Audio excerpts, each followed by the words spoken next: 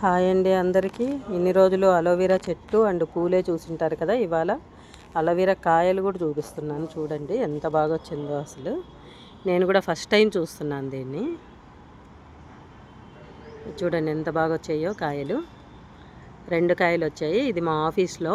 నాకు ఇంట్లో ఏమో అన్నీ రాలిపోయినాయి కానీ ఇలా ఏం కాయలు రాలేదు. చాలా బాగా వచ్చాయి, మంచిగా ఉంది.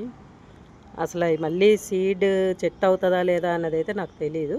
ఫస్ట్ టైం గమనించాను ఇది, అందుకని మీకు షేర్ చేస్తున్నాను.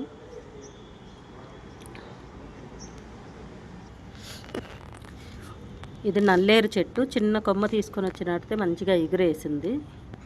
సో ఈ వానలు పడుతున్నాయి కాబట్టి ఇప్పుడు బాగానే వస్తుందని అనుకుంటున్నా. ఇదేమో మందారం కొమ్మలే తెచ్చి నాటాను, ముద్ద మందారము. ఇది కూడా బాగానే వచ్చింది. ఇది చూడండి, ఇది గన్నేరు పుల్లాగా ఉంటాయి. నాకు దీని పేరు అయితే తెలియదు. యాక్చువల్గా దీనికి కాయలు కాస్తాయి.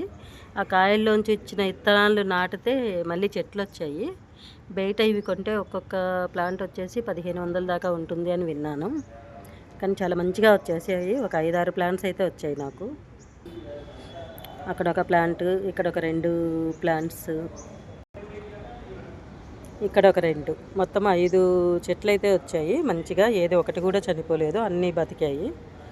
చాలా పెద్దగా అయిపోతాయి ఇవి. మొత్తం ఫ్లవరింగ్ సీజన్లో అయితే ఫుల్ ఫ్లవర్స్ ఉంటాయి. ఇదిగోండి ఇలా అవుతుంది. ఇది చాలా ఏళ్ళ నుంచి ఉంది ఈ ప్లాంట్. 7-8 సంవత్సరాల నుంచి చూస్తున్నాను నేను. అంతకుముందే ఉంది. ఫ్లవరింగ్ సీజన్లో కంప్లీట్గా ఇలా మొత్తం చెట్టు నిండా పూలే ఉంటాయి.